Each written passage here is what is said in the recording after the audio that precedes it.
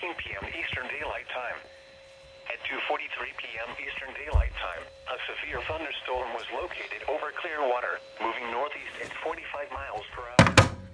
The following expected 60 miles per hour wind gusts. Source: radar indicated. The following impacts are expected. Expect damage to trees and power lines.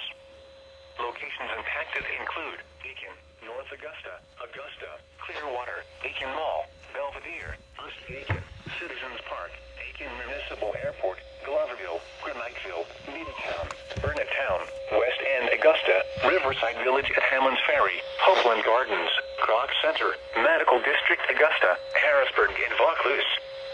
This includes the following highways: Interstate 20 in South Carolina between mile markers 6 and 31.